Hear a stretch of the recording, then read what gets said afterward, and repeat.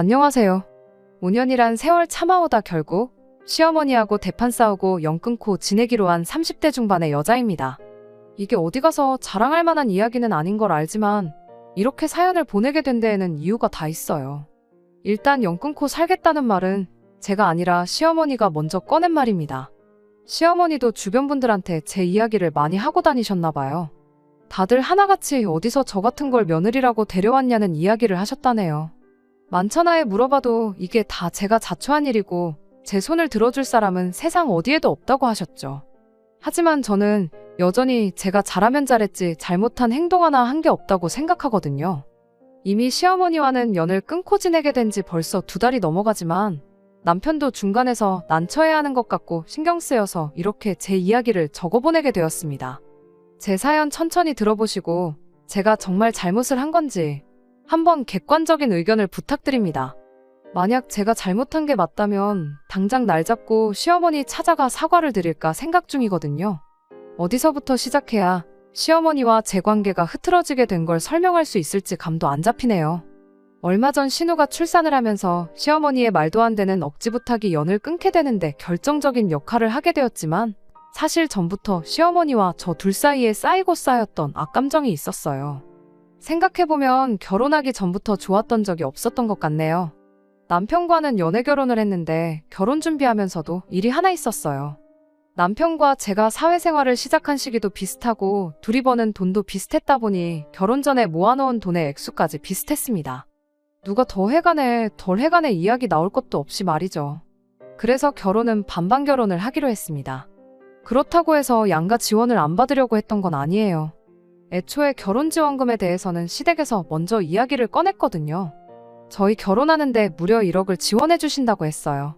저희 부모님께서 노후 준비 끝나고부터 저 시집 갈 때 준다고 들어놓은 적금이 있기는 했는데 1억에서는 한참 모자라는 금액이었습니다.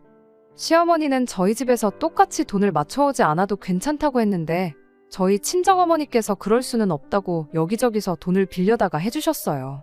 친정어머니가 돈 빌리러 다닌다고 친척들한테 아쉬운 소리를 해야 한다는 사실이 마음이 아팠기에 친정어머니한테 그냥 있는 돈만 가지고 결혼해도 된다고 했는데 괜히 돈 덜 해갔다가 이야기 나오면 골치 아프다며 어떻게 그 돈을 마련해 주셔서 저희 집도 똑같이 1억 보태서 정확하게 반반 결혼할 수 있었습니다. 돈은 다행히 저희 이모가 이자 거의 없는 조건으로 빌려주셨어요.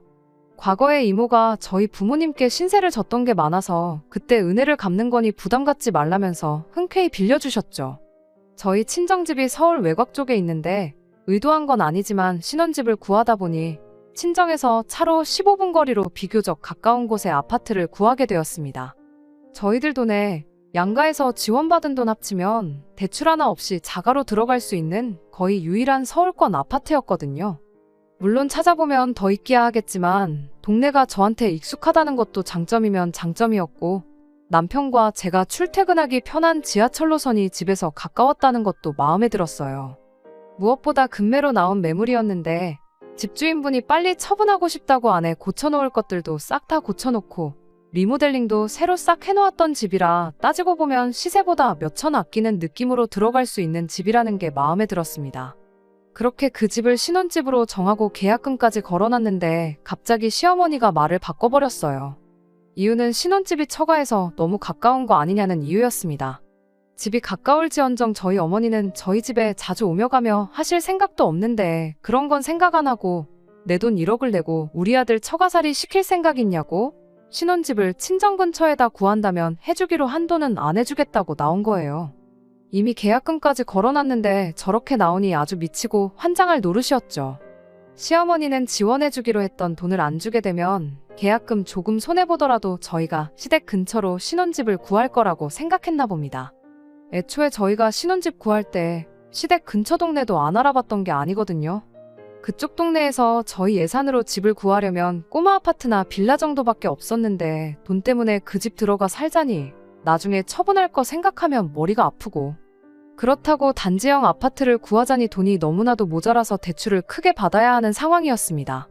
그런데 이게 웬걸, 이 상황을 들은 저희 이모가 또 조건 없이 1억을 저희한테 빌려주시겠다고 나온 겁니다. 상황이 이렇게 되니 시어머니 입장에서도 이야기가 달라졌죠. 친정 근처에 살게 되었다는 이유 하나만 가지고 아들이 처가 눈치 보면서 살게 될까 걱정이었는데 이젠 시댁에서 돈 한 푼 안 해준다고 하는 상황에 집 살 때 모자란 돈을 다 친정에서 해주는 그림이 되었으니 이젠 더더욱이 남편이 저희 집 눈치를 안 볼래야 안 볼 수 없는 상황이 돼버린 거잖아요. 물론 저희 친정부모님이 그러실 분들은 아니지만 시어머니 입장에서는 안 주기로 했던 돈을 진짜로 안 줄 수 없던 상황이 돼버린 거죠. 그래서 그건 그냥 해프닝으로 끝났어요. 이모한테 돈을 더 빌릴 필요 없이 시어머니가 해주기로 했던 돈을 다시 저희에게 주면서 상황은 일단락되었습니다. 시어머니가 저한테 출가 외인이니 어쩌니 하면서 결혼했으면 친정에 너무 자주 들락거리는 거 안 좋다는 식으로 몇 번이고 경고하듯 이야기를 했었죠. 솔직히 그 말들이 기분이 나쁘긴 했지만 그렇다고 일부러 친정에 더 자주 찾아가고 그럴 생각은 추호도 없었습니다. 남편이 장인장모님에게 어려움을 느끼는 것처럼 솔직히 저희 친정부모님도 사위가 오면 불편한 건 매한가지였거든요. 괜히 너네 오면 밥도 해야 되고 집도 치워야 되고 이것저것 신경 쓸 게 많으니 가깝다고 찾아오지 말라고 당부를 하셨거든요. 시어머니가 출가 외인이란 말 같은 거 굳이 꺼내지 않아도 친정에는 자주 들락날락 할 생각이 추호도 없었는데 아무래도 결혼 전에 시어머니가 했던 말이 있다 보니 저는 하기 싫어도 좀 더 시댁에 신경을 쓸 수밖에 없었습니다. 남편이 처가 눈치 안 보고 편하게 잘 지내고 있다는 걸 굳이 증명까지 해야 할 필요는 없었지만 멀리 살아도 시댁도 잘 챙기는 모습을 보여주려고 2주, 3주에 한 번씩은 찾아가고 그랬어요. 결혼하고 처음 2년 동안은 시어머니가 저한테 특별하게 잘해주지는 않았지만 그렇다고 해서 또 저를 특별하게 힘들게 하고 못 살게 굴고 그러지는 않았습니다. 기껏해야 아들이 밥은 잘 먹고 다니냐며 왜 이렇게 살이 빠진 것 같냐 하고 제 앞에서 아들 걱정 몇 번 하면서 눈치 주는 게 전부였었죠. 그런 시어머니가 본격적으로 저에게 무언가 요구를 하기 시작한 건 결혼하고 2년이 지나 남편의 동생인 신우가 결혼할 때가 되어서부터였어요. 1억 그거 괜히 지원받았나 싶을 정도로 돈 앞에서 엄청 치사해지는 시어머니였습니다. 시어머니는 저희한테 더도 말고 덜도 말고 축의로 2천만 원만 하라는 말을 꺼내셨죠. 제안이라기보단 통보에 가까웠습니다.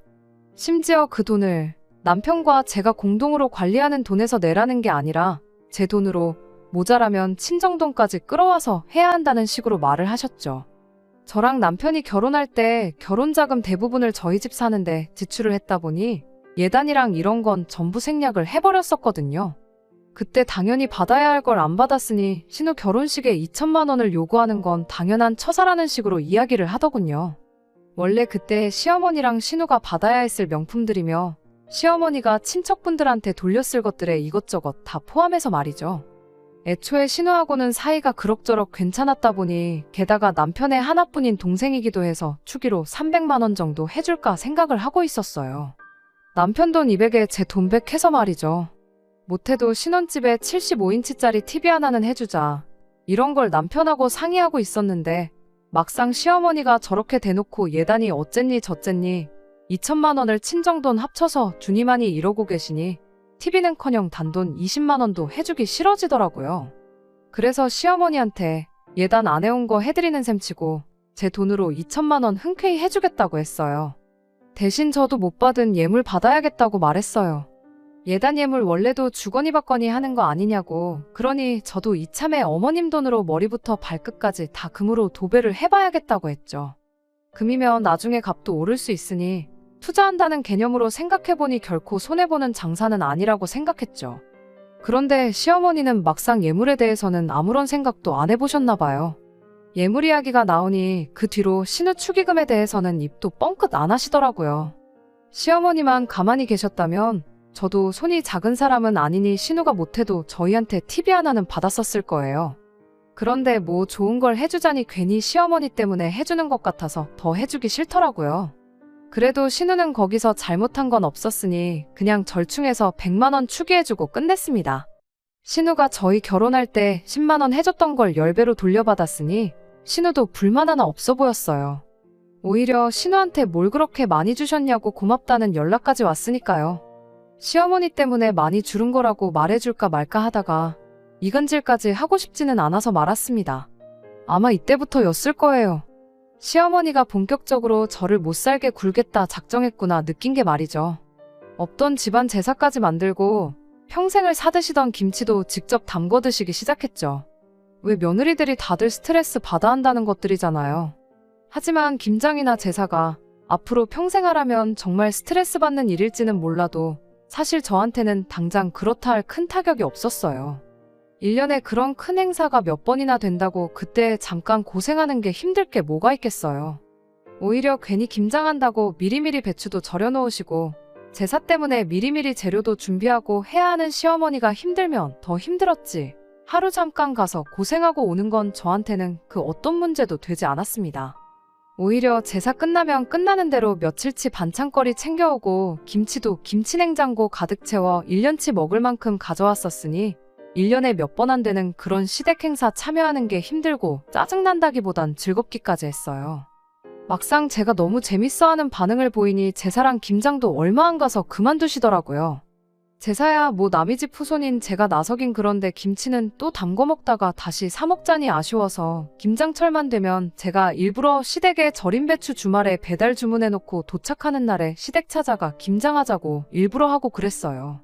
언젠가부터는 시어머니가 김치 담가 먹을 거면 혼자 해 먹으라고 여기로 배추 좀 보내지 말라고 아주 학을 떼더라고요. 하지만 저는 아랑곳하지 않고 계속 그렇게 했어요. 남편도 보면 저랑 시어머니랑 참 안 맞는 것 같은데 어떻게 보면 둘이 엄청 친해 보인다고까지 할 정도였죠. 저는 사이가 좋다기보단 꿍짝이 잘 맞는 거라고 대답하긴 했는데 일이 이렇게 되고 난 지금 생각해보면 그렇게 생각했던 건 저 혼자뿐이었고 시어머니는 어떻게든 며느리 한번 잡들이 제대로 해줄 날만 손꼽아 기다리고 계셨던 것 같네요. 아무튼 이런 식으로 제 스스로 평가하는 거긴 하지만 나름 결혼생활 현명하게 잘하고 있었어요. 저랑 남편 관계도 더할 나위 없이 좋았죠. 하지만 고민거리가 하나 있었는데 도무지 아이가 생기지 않는다는 사실이었습니다. 사실상 집에 갚을 대출이 남은 것도 아니었으니 아이는 아무 때고 가져도 상관이 없었거든요. 일부는 체력이 모자라서 그런 걸 수도 있으니 직장 그만두고 마음 편히 준비하면 아이가 생길 거라는 의견도 있었어요. 경제적으로 모자랄 것 없던 상황이긴 했지만 막상 또 돈 생각하니까 외벌이는 하기 싫었고요. 그러다 생각한 게 아예 제가 재택근무가 가능한 직종으로 일을 배워보면 어떨까 싶더라고요. 재택근무를 한다고 일이 절대 편한 건 아니지만 그래도 육아와 일을 동시에 병행할 수 있으니 맞벌이 유지하면서 아이 갖기엔 정말 최적의 조건이라고 생각했습니다. 그 결심이 들자마자 직장을 그만두고 나오게 되었고 아무튼 그렇게 저는 코딩 쪽 관련해서 공부를 시작했어요. 듣자 하니 이쪽 분야가 그나마 프리랜서로 하는 사람도 많다고 하고 취직률도 좋으니 여차하면 다시 취직도 할 수 있겠다는 생각이었거든요. 그러던 중에 저희 결혼할 때 돈을 빌려주신 저희 이모의 개인적인 사정으로 인해 돈을 조금 급하게 갚아줘야 하는 상황이 생기게 되었습니다. 이모가 장사를 하고 계셨는데 코로나 겪으면서 가게 2개가 동시에 문을 닫아버리는 바람에 상황이 많이 어려웠었거든요. 아무튼 그때는 정말이지 회사 그만두고 공부를 시작한 게 참으로 후회가 되더군요. 돈을 저희가 갚는 게 아니고 저희 친정부모님이 이모한테 갚아야 하긴 했지만 순식간에 목돈이 나가게 생겼으니 제가 조금이나마 보태드리고 차라리 친정부모님이 저한테 돈을 돌려주는 식으로 하면 참 좋겠다 싶었어요. 그런데 제가 코딩 부트캠프 수료를 위해 직장을 그만두어 있던 상태다 보니 섣불리 친정에 목돈을 내어주자는 말을 남편에게 꺼내기는 어려운 상황이었어요. 제가 따로 모아놓은 돈을 가지고 조금씩 친정 도와주는 거 말고는 할 수 있는 게 없었죠. 그러던 중에 하루는 시어머니한테서 연락이 왔습니다. 아직도 내 아들이 벌어다주는 돈으로 집에서 편하게 놀고 먹고 있냐는 말로 전화를 시작하셨는데 저는 시어머니가 빈정거리는 게 오랜만에 제 속이나 한번 긁어놓으려고 전화를 한 줄로만 알았죠. 그런데 정말 뜻밖의 소식을 전해왔어요. 왜 전화했는가 했더니 그건 바로 신우의 출산일이 임박해왔다는 소식이었어요. 정말 깜짝 놀랐죠. 알고 보니 저희가 아이가 안 생기는 것 때문에 많은 스트레스를 받고 있던 것 때문에 신우가 임신 후에도 저희한테는 비밀로 했던 거예요. 신우가 시어머니 입단속도 제대로 시켰던 건지 시어머니도 신우 임신 사실에 대해 저희에게 언급 한번 했던 적이 없었습니다. 그런데 이제 아이가 태어날 때가 되니 더 이상 숨길 수가 없었던 거죠. 신우와 교류는 많지 않았지만 그래도 축하에 마땅한 일이었으니 참 잘된 일이라고 축하해줬어요. 하지만 속이 쓰린 건 어쩔 수 없더군요. 아무튼 시어머니는 전화를 끊으면서 신우가 요즘 고민이 많아 보이는데 저랑 이야기해보고 싶어 하는 것 같다고. 전화 끊으면 신우한테 전화나 꼭 한 통 해달라는 부탁을 해오더군요. 말씀드렸다시피 신우하고는 사이가 나쁜 건 아니었지만 그닥 가깝게 지내던 사이도 아니었는데 난데없이 저랑 이야기를 해보고 싶다니 무슨 일인가 제가 다 의아했죠. 그래서 곧바로 신우한테 직접 축하한다고 인사도 건네줄 겸 해서 전화를 걸었어요. 미안해할 게 하나도 없는데 신우는 미안해서 어쩌냐며 저한테 사과를 하더군요. 저랑 남편 두 사람 다 병원에서 검사까지 받았는데 둘 다 문제가 없다고 했으니 시간 문제라고 미안해하지 말라고 한마디 해줬어요. 이런저런 안부 인사를 주거니 받거니 하면서 한참 수다를 떨었는데 시어머니가 말한 것과는 다르게 신우가 딱히 고민이 있어서 저랑 이야기를 하고 싶어하는 사람처럼 보이진 않더라고요. 설마 또 저한테 말을 시작하기가 어려워서 일부러 저러는 건가 싶어서 그냥 단도직입적으로 신우한테 물어봤어요. 시어머니가 말해줬다고 저한테 고민 상담하고 싶어 한다고 그랬다지 않았느냐고 물었죠. 신우는 제가 무슨 말을 하는 건지 짐작을 못하는 듯 하다가 아 그거 하면서 고민이긴 한데 새언니랑은 딱히 상관없는 이야기라고 입을 열었어요. 저보고 신경 쓰실 필요 없다고 대뜸 이야기하는데 왜 그런 거 있잖아요. 누군가 말을 하려다 말면 무슨 말을 하려고 했는지 엄청 궁금한 거요. 그래서 신우한테 무슨 일인데 어머님이 나한테 말씀을 그렇게 하셨던 거냐 물어봤죠. 신우가 설명하기를 사실 신우네가 형편이 썩 좋은 편이 아니다 보니 맞벌이를 무조건 해야 하는 상황이라고 하더라고요. 신우네 시댁에서 아이를 봐주기로 하기는 했는데 그쪽 사정상 아이 태어나자마자 1년 정도는 불가능한 상황이라고 하더라고요. 그래서 친정 그러니까 저희 시어머니한테도 부탁을 해봤는데 시어머니도 시큰둥한 반응이었다고 합니다. 그러다 시어머니가 제 이야기를 신우한테 해줬다고 하더라고요. 제가 요즘 회사 그만두고 집에서 놀고 먹는다는 식으로 말이죠. 그래서 애 봐주는 걸 저한테 부탁해보라고 했다더라고요. 신우는 제가 재택근무를 위해 새 공부를 시작했다는 사실은 모르고 있었어요. 시어머니 말 맞다나 제가 본격적으로 회사 그만두고 집에서 놀고 먹기 시작한 줄 알았답니다. 오해를 한 건 아니고 그냥 제가 직장을 그만둔 게 본격적으로 자녀 계획을 준비하려고 그러는 건가 싶었대요. 신우 입장에서는 저한테 부탁하고 싶은 마음이 굴뚝 같긴 했지만 아이가 안 생겨서 고민이 많다던 저희 집에 아이를 부탁하기에도 또 너무 미안해서 말을 꺼낼 생각이 없었답니다. 그래서 집으로 출퇴근하는 베이비시터를 고용하니만이 알아보고 있던 와중이라고 하더라고요. 그런데 이야기를 듣다 보니까 그냥 까짓 거 내가 해주지지 뭐 그런 생각이 들었습니다. 당장 내일 아이가 생긴다고 해도 애가 생기자마자 태어나는 것도 아니고 최대 10달은 더 걸리는 일이잖아요. 무엇보다 사실 제가 아이를 봐주겠다는 생각을 갖게 만든 건 친정부모님이 이모에게 갚아야 할 돈 때문이었습니다. 제가 직장을 계속 다니고 있었더라면 신우도 저한테 부탁조차 안 했을 테지만 지금은 이야기가 다르잖아요. 당장 돈 주고 사람 구해서 쓸 생각이면 내가 가족 할인 해줘서 돈 조금 덜 받고 봐주자 하는 생각이 들었어요. 그러면 저도 월 고정 수입이 생기는 거니 그 돈으로 조금이나마 친정어머니랑 이모를 도와줄 수 있으니까요. 제가 급전이 필요한 상황에 신우도 아이 봐줄 사람이 필요했으니 이거야말로 신우 좋고 옳게 좋은 일 아니겠냐 싶대요. 아니나 다를까 신우도 너무 잘 됐다며 좋아하더라고요. 신우 입장에서도 모르는 사람보다는 그래도 가족이 아이를 돌봐주는 걸 선호할 테니까 말이죠. 비용도 상대적으로 저렴하게 할 수 있었으니까요. 신우 월급이 300 정도로 알고 있었는데 평일 동안 제가 신우네 집으로 출퇴근해서 상주하면서 아이를 돌봐주고 심해부나 신우 두 사람 중에 한 명 퇴근할 때까지 봐주는 조건으로 아이를 돌봐주기로 했습니다. 돈은 한 달에 딱 100만 원씩만 받기로 했어요. 점심 식사 비용이랑 교통비는 신우가 달마다 따로 정산해주기로 했고요. 상주에서 아이 돌봐주는 것 치고는 많이 저렴한 편인 게 제가 뭐 다른 집안일을 해주겠다는 것도 아니고 그냥 아이만 봐주기로 이야기를 했거든요. 그 외의 시간에는 집에서 컴퓨터 켜놓고 제 공부를 하기로 했으니 신우는 사람 싸게 구해서 또 좋고 저는 제 공부하면서 용돈이나마 조금 벌어서 좋았죠. 시어머니 때문에 시댁과 거리를 조금 두기는 했지만 신우가 이 정도로 말이 통하는 사람일 거라곤 정말 생각도 못했어요. 이러면서 앞으로 신우랑도 가깝게 지낼 수 있겠구나 싶었는데 며칠 지나지 않아서 시어머니가 그 산통을 다 깨부숴버리고 말았네요. 아무튼 신우랑 그렇게 하기로 정하고 며칠 지나서였는데